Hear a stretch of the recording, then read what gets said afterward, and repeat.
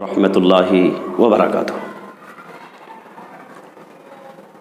अल्हम्दुलिल्लाहि रब्बिल आलमीन वल आक़िबतु लिल मुत्तक़ीन वस्सलातु वस्सलामु अला सय्यिदिल अंबिया वल मुरसलीन व अला आलिहि व सहबिहि अजमईन, अम्मा बअद।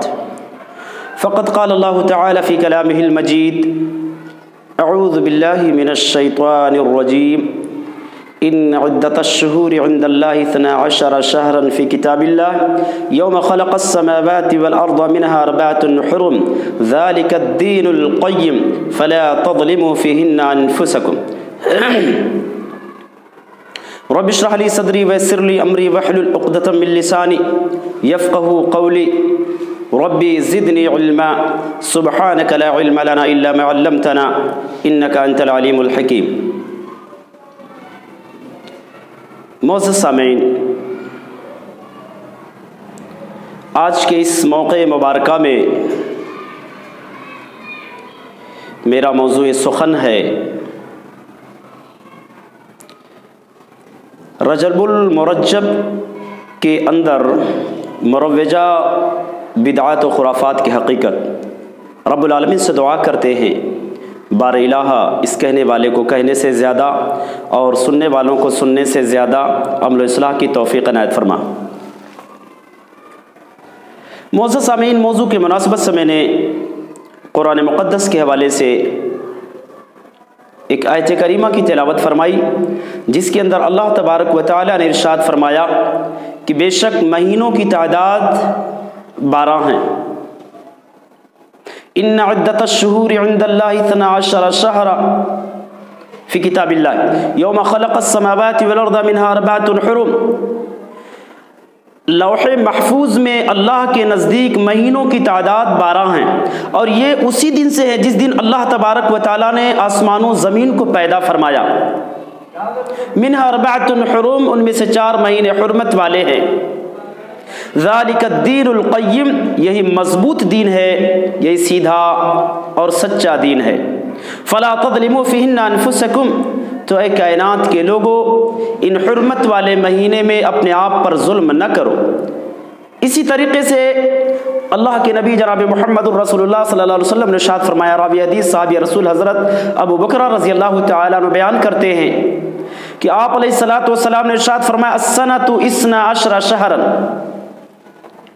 मिनहा अर्बअतुन हुरुम सलासतुन मुतवालियात ज़ुल्क़अदा व ज़ुल्हिज्जा वल मुहर्रम व रजबुल मुज़र अल्लज़ी बैना जुमादा व शअबान।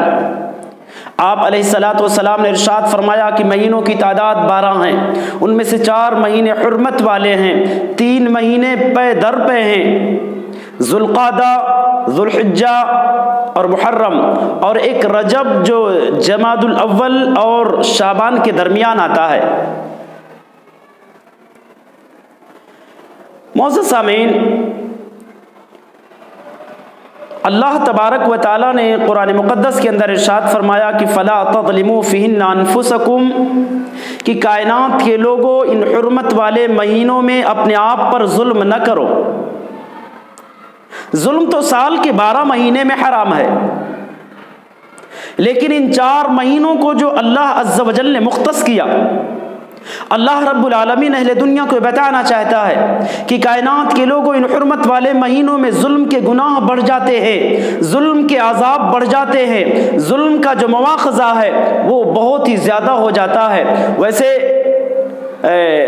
गालिबन हाफिज़ इब्न कसीर रहमतुल्लाह अलैह ने साहबी रसूल अब्दुल्लाह इब्न अब्बास रज़ी अल्लाह तआला अन्हु के हवाले से बड़ी प्यारी हदीस नकल की है इस आयत करीमा की तफसीर में, और इसी तरह से इमाम अबू क़तादा रहमतुल्लाह अलैह ने कि जुल्म साल के 12 महीनों में हराम है, और ये अल्लाह के इख्तियार में है। जिस महीने को चाहे उस महीने की अज़मत को बढ़ा दे, जिस महीने को चाहे उस महीने की अज़मत को घटा दे। लिहाजा जिस महीने की अज़मत को अल्लाह तबारक व तआला बढ़ा दे, कायनात के लोगों, उस महीने को अजीम समझो, और ये हुर्मत वाले महीनों की अज़मत का एहतराम, उनकी तक़द्दुस का ख्याल सिर्फ ज़माने इस्लाम में नहीं बल्कि ज़माने माजी में भी किया जाता था। ज़माने माजी में इन हुर्मत वाले महीनों का एहतराम इस तरह से किया जाता था کہ زمانے ماضی میں ہر قسم کے جرائم سے لوگ اجتناب برتتے تھے، ہر قسم کے گناہوں سے رکے رہتے تھے، اپنے آپ کو معصیات سے روکے رہتے تھے، یہاں تک کہ اس مہینے کی عظمت میں اس کے تقدس کو باقی رکھنے کے لیے زمانے جاہلیت میں لوگ اپنے بتوں کے نام سے جانور ذبح کرتے تھے، اور اس رسم بد کو انہوں نے عطیرہ کا نام دیا ہوا تھا۔ لیکن جب اسلام آیا تو اسلام نے بھی اس ان حرمت والے مہینوں کی عظمت کو باقی رکھا، اور ان مہینوں میں جو رسم بد رائج تھے مذہب اسلام نے اس پر پابندی لگایا۔ اللہ کے نبی جناب محمد الرسول اللہ صلی اللہ علیہ وسلم نے ارشاد فرمایا کہ کائنات کے لوگوں لا فرع ولا عطیرہ، اسلام میں نہ تو فرع ہے اور نہ تو عطیرہ ہے۔ فرع کہتے ہیں اونٹ، گائے اور بکری کا وہ پہلا بچہ جو زمانے جاہلیت میں لوگ اپنے بتوں کے نام سے ذبح کرتے تھے، اور عطیرہ اس جانور کو کہتے ہیں جو رجب کے مہینے میں لوگ اپنے بتوں کے نام سے ذبح کرتے تھے۔ مذہب اسلام نے اس رسم بد پر پابندی لگایا اور ان عظمت والے مہینوں کی عظمت کو اور زیادہ اونچا کر دیا۔ ان کی تقدس کو باقی رکھنے کے لیے اللہ کے نبی جناب محمد الرسول اللہ صلی اللہ علیہ وسلم نے یہ اعلان کر دیا کہ کائنات کے لوگوں، ان کے تقدس کا تقاضا یہ ہے کہ شرک و بدعات سے اپنے آپ کو دور رکھو۔ ان کے تقدس کا تقاضا یہ ہے کہ اپنے آپ کو ہر قسم کے رسومات قبیحہ سے بچا کر کے رکھو۔ ان کے عظمت و تقدس کا تقاضا یہ ہے کہ اپنے آپ کو ہر قسم کے برائیوں سے محفوظ رکھو۔ یہ ان کی عظمت کا، ان کے تقدس کا تقاضا ہے۔ اور اللہ تبارک و تعالی نے ایسے اعمال قبیحہ کو شرک اکبر کہا ہے۔ اللہ تبارک و تعالی نے ارشاد فرمایا حرمت علیکم المیتۃ والدم ولحم الخنزیر وما اہل لغیر اللہ بہ والمنخنقۃ والموقوذۃ والمتردیۃ والنطیحۃ وما اکل السبع الا ما زکیتم وما ذبح علی النصب وان تستقسموا بالازلام ذالکم فسق۔ اللہ عز و جل نے ارشاد فرمایا او کائنات کے لوگوں، مردار تم پر حرام ہے، کائنات کے لوگوں بہتا ہوا خون تم پر حرام ہے، او کائنات کے لوگوں وما احل لغیر اللہ بہ، کائنات کے لوگوں وہ تمام کی تمام چیزیں حرام ہیں، وہ تمام کی تمام ماکولات حرام ہیں، وہ تمام کی تمام مشروبات حرام ہیں جس پر غیر اللہ کا نام لیا گیا ہو۔ والمنخنقۃ، او کائنات کے لوگوں وہ جانور بھی حرام ہے، وہ جانور بھی حرام ہے جو گلا گھٹ کر کے مر گیا ہو۔ والموقوذۃ، وہ جانور بھی حرام ہے جو چوٹ لگ کر کے مر گیا ہو۔ والمتردیۃ، وہ جانور بھی حرام ہے جو بلندی سے گر کر کے مر گیا ہو۔ والموقوذۃ والمتردیۃ والنطیحۃ، وہ جانور بھی حرام ہے جسے کسی سینگ والے جانور نے مار مار کر کے ہلاک کر دیا۔ وما اکل السبع الا ما زکیتم، وہ جانور بھی حرام ہے جسے کسی درندے نے پھاڑ کھایا ہو۔ الا ما زکیتم، یہ اور بات ہے کہ تمہیں ذبح کرنے کا موقع مل گیا ہو۔ وما ذبح علی النصب، وہ جانور بھی حرام ہے جو کسی کے آستانے پر ذبح کیا گیا ہو، کسی کے مزار پر ذبح کیا گیا ہو۔ وما ذبح علی النصب وان تستقسموا بالازلام، وہ کائنات کے لوگوں یہ عمل بھی حرام ہے کہ تم تیروں کے ذریعے سے، پاسوں کے ذریعے سے اپنی قسمت معلوم کرو، اپنی تقدیر کا اندازہ لگاؤ۔ یہ تمام کے تمام جو اعمال ہیں وہ حرام ہے۔ اللہ عز و جل نے، رب کبریا نے وما اہل لغیر اللہ بھی کہہ کر کے ان تمام کے تمام جانوروں کو، تمام کے تمام اشیاء کو حرام قرار دے دیا جو غیر اللہ کے نام پر ادا کیے جاتے ہیں، جن اشیاء پر غیر اللہ کے نام لیے جاتے ہیں۔ وما ذبح علی النصب کہہ کر کے ان تمام کے تمام جانوروں کو حرام قرار دے دیا جو کسی کے آستانوں پر ذبح کیے جاتے ہیں، اگرچہ وہ جانور اللہ کا نام لے کر کے ذبح کیے جاتے ہیں۔ یہ مذہب اسلام نے ان حرمت والے مہینوں کی عظمت کو اور زیادہ بڑھا دیا۔ کائنات کے لوگوں، ان کی عظمت کا تقاضا یہ ہے تمام کی تمام محرمات سے اپنے آپ کو بچا کر کے رکھو۔ او کائنات کے لوگوں، ان حرمت والے مہینوں کی عظمت کا تقاضا یہ ہے اللہ سے قریب ہو جاؤ، ان کی حرمت کا تقاضا یہ ہے اللہ سے ڈرنے والے بن جاؤ۔ ان حرمت کے مہینوں کے ان حرمت والے مہینوں کا تقاضا یہ ہے اپنے اندر تقوی پیدا کر لو، اللہ سے ڈرنے والے بن جاؤ، آخرت کو یاد کرنے والے بن جاؤ، اللہ سے رونے والے بن جاؤ، ان حرمت والے مہینوں میں خصوصیت کے ساتھ اللہ سے رونے والے بن جاؤ، اپنے گناہوں کی معافی مانگنے والے بن جاؤ، اللہ سے توبہ کرنے والے بن جاؤ، اللہ سے استغفار کرنے والے بن جاؤ، مزید اپنے ایمان میں اور زیادہ نخار پیدا کرنے والے بن جاؤ۔ یہ مذہب اسلام کا اعلان ہے، یہ مذہب اسلام کی تعلیم ہے۔ او کائنات کے لوگوں، ان کی حرمت کا تقاضا یہ ہے اپنے آپ کو ہر حرام کام سے، تمام کی تمام فحاشات سے، بے حیائیوں سے بچا کر کے رکھو۔ اللہ اکبر۔ یہ مذہب اسلام نے اہل دنیا کو یہ تعلیم دیا ہے۔ معزز سامعین، آج لوگ ان حرمت والے مہینوں میں اپنے مرضی سے اپنے عقل کے گھوڑے دوڑا رہے ہیں، دین کے نام پر نہ جانے کیسے کیسے بدعات، کیسے کیسے خرافات رائج کر رہے ہیں۔ اللہ کی پناہ، جن خرافات کا مذہب اسلام میں تصور نہیں ہے، ایسے بدعات، جن بدعات اور جن اعمال قبیحہ کا مذہب اسلام میں تصور نہیں ہے، شارع علیہ الصلوۃ والسلام نے بڑے اعلانیہ طور پر کہا کہ کائنات کے لوگوں، تم بدعت حسنہ جو کر رہے ہو، ہمارے مذہب کے اندر، ہمارے دین میں کوئی بھی بدعت حسنہ نہیں ہے۔ آج دنیا کے لوگ نئے نئے امور ایجاد کرتے ہیں، کہتے ہیں بدعت حسنہ ہے۔ اللہ کے نبی نے 1400 سال پہلے یہ اعلان کر کے دنیا کے لوگوں کو سبق دیا، من حدث فی امرنا ھذا ما لیس منہ فہو رد۔ اما عائشہ کہتی ہے میرے آقا نے بیان کیا کہ میرے دین کے اندر جو شخص کوئی نئی چیز ایجاد کرتا ہے جو میرے دین کی نہیں ہے، جو میرے دین میں نہیں ہے، جس پر میرا تصدیق نہیں ہے، جس پر میں نے ثبوت پیش نہ کیا ہو، جس پر میرا حکم نہ ہو، تو وہ عمل بھی مردود ہے اور وہ صاحب عمل بھی مردود ہے۔ ایسے عمل کی مذہب اسلام میں کوئی ویلو نہیں ہے، کوئی اہمیت نہیں ہے، کوئی ڈیمانڈ نہیں ہے، ایسے اعمال مردود ہے۔ اور آج لوگ کہتے ہیں بدعت حسنہ ہے، دین کے نام پر ایسے رسومات قبیحہ کی ترویج کرتے ہیں، ایسے رسومات قبیحہ کو فروغ دیتے ہیں۔ اللہ کی پناہ، جن رسومات کا تصور مذہب اسلام میں ہو ہی نہیں سکتا۔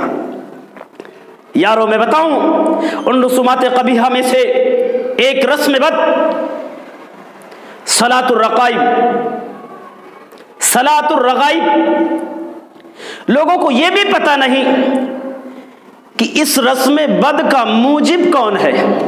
انشاءاللہ العظیم میں بڑے واضح طور پر میں بتانا چاہتا ہوں کہ یہ رسم بد پیغمبر انسانیت جناب محمد الرسول اللہ صلی اللہ علیہ وسلم کے وفات کے غالباً 430 سال کے بعد اس دنیا میں وجود ہوا، جو ہے اس دنیا میں جو اس کا وجود ہوا 430 سال کے بعد۔ آپ بتاؤ، دین مکمل ہو رہا ہے، نبی کے زندگی میں، نبی کی حیات طیبہ میں، عرفات کے میدان میں رب کبریا اعلان کر رہا ہے الیوم اکملت لکم دینکم واتممت علیکم نعمتی ورضیت لکم الاسلام دینا۔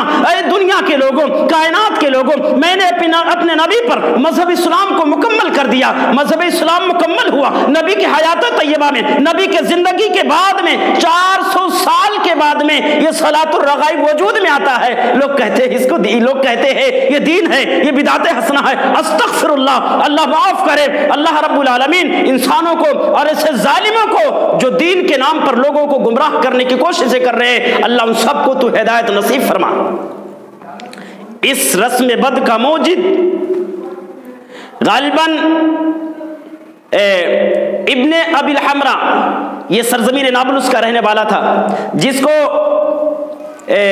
امام ابن ابی شامہ نے اپنی کتاب الباعث علی انکار البدع والحوادث، الباعث علی انکار البدع والحوادث کے اندر امام ابن ابی شامہ نے بڑے واضح انداز میں نقل کیا ہے۔ اور اسی طرح سے علامہ ابو بکر الطرطوسی رحمۃ اللہ علیہ نے اپنی کتاب الحوادث والبدع کے اندر یہ نقل کیا ہے کہ اس رسم بد کا موجد ابن ابی الحمرا ہے۔ یہ غالباً 448 ہجری میں شعبان المعظم 448 ہجری میں سرزمین بیت المقدس آیا۔ 15ویں شعبان کو اس ظالم نے 15ویں شعبان کی رات کو یہ صلاۃ الرغائب کا ایجاد کیا۔ ایک بہت بڑا قرآن کا جو ہے قرآن کا قاری تھا، یہ قاری قرآن تھا، بڑے اچھے طرز میں بڑے بہترین انداز میں قرآن کی تلاوت کرتا تھا۔ یہ اپنے آواز کی بنیاد پر لوگوں کو اپنی طرف محو کرتا تھا، اپنی طرف لوگوں کو راغب کرتا تھا، اپنی طرف کھینچتا تھا۔ ایک بہت بڑی جماعت اس نے تیار کی، اور جماعت تیار کرنے کے بعد 448 سے 15 شعبان المعظم 448 ہجری میں بیت المقدس کے اندر اس ظالم نے اس رسم بد صلاۃ الرغائب کا ایجاد کیا۔ اور ابھی نبی کی طرف یہ جھوٹی حدیث منسوب کی کہ اگر کوئی شخص وہاں پر تو بیان کیا کہ کوئی شخص 15ویں شعبان کی رات میں 12 رکعت نماز 2 رکعت کر کے اس طرح سے پڑھتا ہے کہ پہلی رکعت میں اس طرح سے پڑھتا کہ سورۃ الفاتحہ کے بعد 3 مرتبہ سورۃ القدر اور 12 مرتبہ قل هو اللہ احد پڑھتا ہے۔ کتنی رکعتیں؟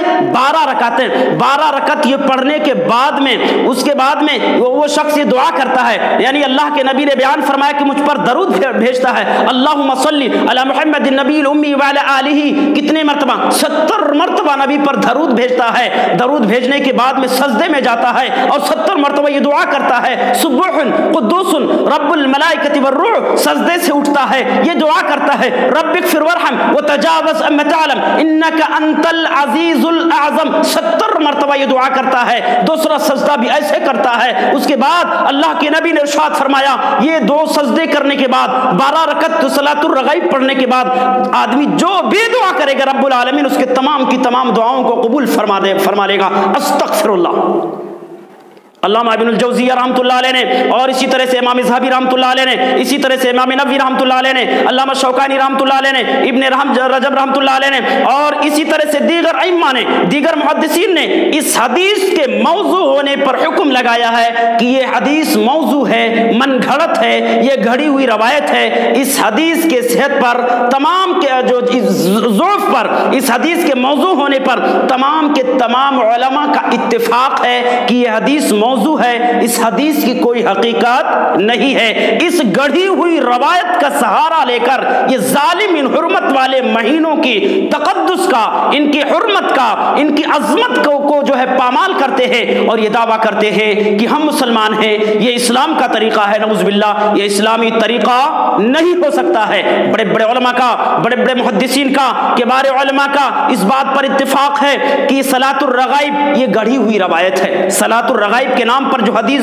جو ہے بیان کی جا رہی ہے یہ نبی کی طرف، نبی پر ایک بہتان ہے، نبی پر ایک الزام ہے۔ ہمارے نبی کی بات ایسی ہو ہی نہیں سکتی ہے۔ اللہ کے نبی جناب محمد الرسول اللہ صلی اللہ علیہ وسلم پر یہ ایک بہتان عظیم ہے جو یہ ظالم اسلام کے نام پر اللہ کے نبی پر گڑھ رہے ہیں، اللہ کے نبی پر لگا رہے ہیں۔ ہم دعا کرتے ہیں بار الہ ہم مسلمانوں کو صحیح سمجھ عطا فرمائے، قرآن اور سنت کی صحیح سمجھ عطا فرمائے۔ معزز سامعین، اسی طریقے سے اس مہینے کے اندر کوڑے 22 رجب کے کوڑے بیان کیے جاتے ہیں۔ 22 رجب ظالموں کو یہ بھی پتہ نہیں ہے، اہل دنیا کو یہ بھی معلوم نہیں ہے اس کا موجد کون ہے، یہ ایجاد کب ہوا ہے، یہ رجب کے کوڑے کا ایجاد کب ہوا ہے، اسے دنیا میں آئے کتنے سال ہوئے ہیں، کیا نبی کے زمانے میں یہ آیا ہے یا نبی کے زمانے کے بعد یہ آیا ہے۔ امام جعفر صادق رحمۃ اللہ علیہ کے نام سے ظالموں نے، شیعوں نے، امام جو ہے صحابی رسول حضرت معاویہ رضی اللہ تعالیٰ عنہ کے جو دشمن ہیں، جن کے دل میں معاویہ رضی اللہ تعالیٰ عنہ کی جو ہے معاویہ رضی اللہ تعالیٰ عنہ کے تعلق سے نفرت بھری ہوئی ہے، معاویہ سے دشمنی کرنے والے وہ شیعہ، وہ ظالم، وہ ملعون، جس تاریخ میں امیر معاویہ رضی اللہ تعالیٰ عنہ کی وفات ہوئی ہے اسی تاریخ میں انہوں نے ایک جشن منایا سرزمین لکھنؤ کے اندر، اور جشن منا کر کے اسی تاریخ میں یا حضرت معاویہ کے انتقال پر خوشی منا کر کے امام جعفر صادق رحمۃ رحمۃ اللہ علیہ کی طرف اس روایت کو منسوب کر دیا کہ امام جعفر صادق رحمۃ اللہ علیہ نے اتنی عظیم بات کہی ہے، نعوذ باللہ، اتنی بڑی شخصیت امام جعفر صادق رحمۃ اللہ علیہ کی، ایسی شرکیہ باتیں، ایسے شرکیہ کلمات ان سے جو ہے تصور میں نہیں لایا جا سکتا ہے، سوچا بھی نہیں جا سکتا ہے کہ اتنی بڑی شخصیت اور شرک کی دعوت دے، شرک کے دروازے کھولے، بیان کرتے ہیں۔ واقعہ اس طرح سے ہے کہ سرزمین مدینۃ المنورہ کے اندر ایک غریب لکڑہارا تھا، اس کی بیوی مدینہ میں وہ ایک وزیر کے ہاں مزدوری کرتی تھی۔ اچانک، اور یہ لکڑہارا بڑا مزدور، بڑا قلاس تھا، محتاجی کی زندگی گزار رہا تھا، تقریباً 12-15 سال سے در بدر کی ٹھوکریں کھا رہا تھا، ذریعہ معاش کا کوئی نظر نہیں آ رہا تھا۔ اچانک اس نے دیکھا کہ وزیر کے گھر کے سامنے امام جعفر صادق رحمۃ اللہ علیہ کھڑے ہیں اور ان کے ساتھ ان کے رفقا ہیں۔ وہ اپنے رفقا سے پوچھ رہے ہیں، یہ بتاؤ آج کون سی تاریخ ہے؟ ان کے ساتھیوں نے بتایا، امام صاحب آج جو ہے 22 رجب ہے۔ امام جعفر صادق رحمۃ اللہ علیہ نے بیان فرمایا، امام جعفر صادق رحمۃ اللہ علیہ نے کہا کہ اگر کوئی شخص میرے نام کے کوڑے بھرتا ہے، بازار سے کوڑے لاتا ہے، میرے نام کی نظر جو ہے میرے نام کی نظر مانتا ہے، نظر و نیاز کرتا ہے، اللہ رب العالمین اس کو اس وقت تک موت نہیں دے گا۔ اللہ رب العالمین جو ہے اس کے تمام کی تمام مرادوں کو پوری کر دے گا۔ جب تک اس کی مرادیں پوری نہیں ہوگی اسے موت نہیں آئے گی۔ اگر اس کی مرادیں پوری نہ ہوں، قیامت کا دن ہوگا، امام جعفر صادق کا گریبان ہوگا اور نظر ماننے والا کا ہاتھ ہوگا۔ میں ظالم ہوں گا، قیامت کے دن میرا گریبان وہ پکڑ لے گا میرا کہ امام جعفر صادق نے جھوٹ بولا تھا، استغفر اللہ۔ امام ذہبی رحمۃ اللہ علیہ نے، اور اسی طرح سے علامہ ابن الجوزیہ رحمۃ اللہ علیہ نے، دیگر بڑے بڑے علماء نے ابن رجب رحمۃ اللہ علیہ نے اس واقعے کے موضوع ہونے پر یہ حکم لگایا ہے کہ یہ واقعہ بالکل گڑھی ہوئی ہے، یہ واقعہ موضوع ہے، یہ واقعہ جو ہے بالکل باطل ہے۔ اس واقعے کے صحت میں دور دور تک کہیں نظر نہیں آتا کہ یہ واقعہ صحیح ہے۔ معزز سامعین، آپ اپنے دل پر اپنا ہاتھ رکھ کر کے سوچو کہ کیا وہ چیز یا وہ واقعہ یا وہ عمل جو نبی کے زندگی کے غالباً سینکڑوں سال بعد وجود میں آئے، کیا وہ اسلام کا کوئی حصہ ہو سکتا ہے؟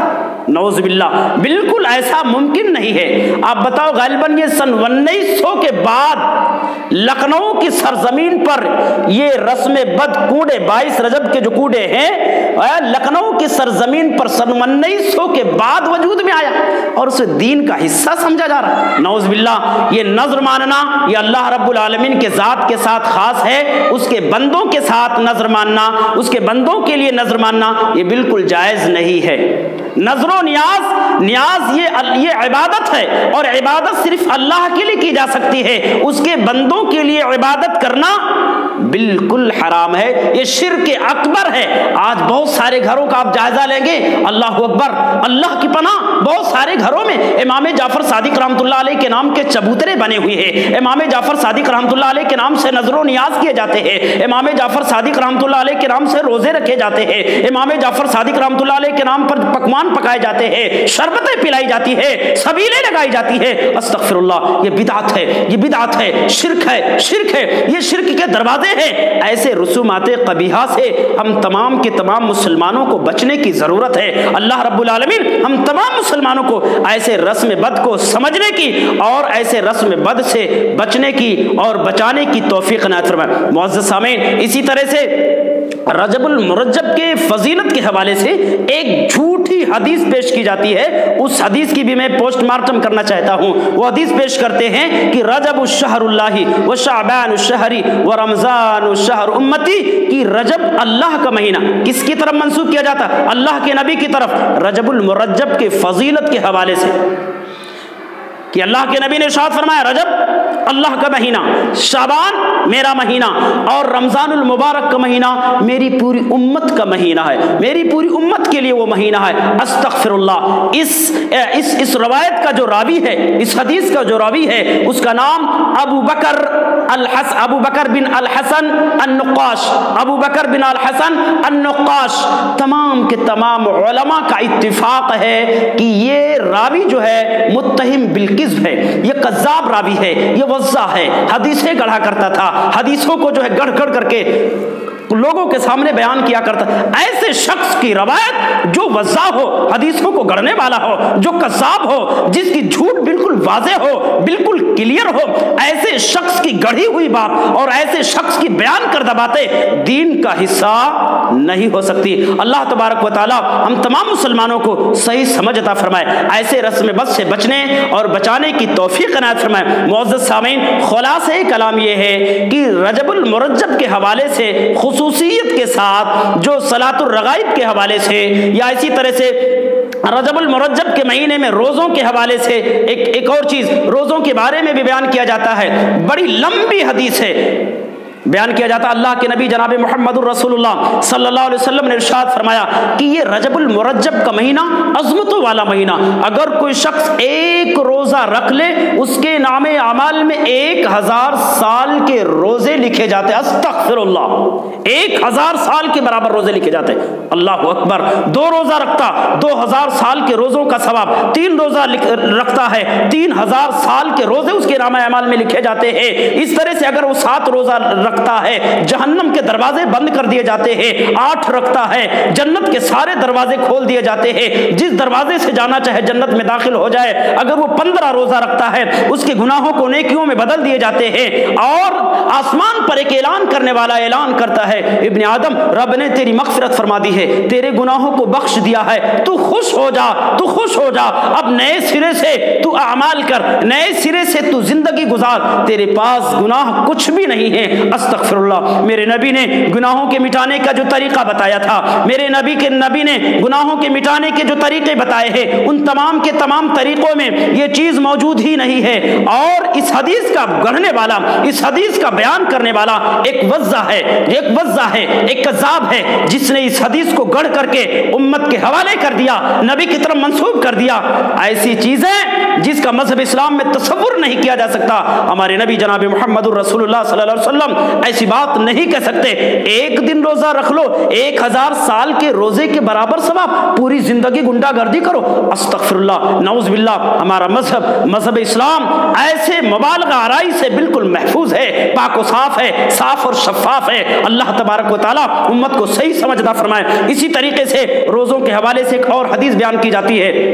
وہ حدیث اس طرح سے بیان کی جاتی ہے، اللہ کے نبی جناب محمد الرسول اللہ صلی اللہ علیہ وسلم ارشاد فرمائے، من صام یوما من رجب، جو شخص رجب کا ایک مہینہ ایک روزہ رکھتا ہے، وصلی فیہ 4 رکعات، اور اس ایک روزے کے دن 4 رکعت نماز اس طرح سے پڑھتا ہے. پہلی رکعت کے اندر 100 مرتبہ آیت الکرسی پڑھتا ہے، دوسری رکعت کے اندر 100 مرتبہ قل هو اللہ احد پڑھتا ہے. اللہ کے نبی نے ارشاد فرمایا وہ اس وقت تک مر نہیں سکتا جب تک کہ دنیا ہی میں سے جنت کے اندر اپنا گھر نہ دیکھ لے. استغفر اللہ. یہ مقام حضرت آسیہ کو رب نے دیا تھا، حضرت آسیہ کو دیا تھا، جس کا تذکرہ رب العالمین نے 28ویں پارے سورۃ التحریم کے اندر بیان فرمایا ہے. حضرت آسیہ کے قول کو ذکر کرتے بیان فرمایا، حضرت آسیہ نے ذکر کیا، پروردگارا میرے اوپر جو ظلم ہو رہے ہیں، ظلم و تشدد کے پہاڑ توڑے جا رہے ہیں، بار الہ تو دیکھ رہا ہے نا، اے اللہ میں تجھ سے کوئی سوال نہیں کرتی، تجھ سے سوال یہ ہے پروردگارا، اذ قالت امرأۃ فرعون رب ابن لی عندک بیتا فی الجنہ،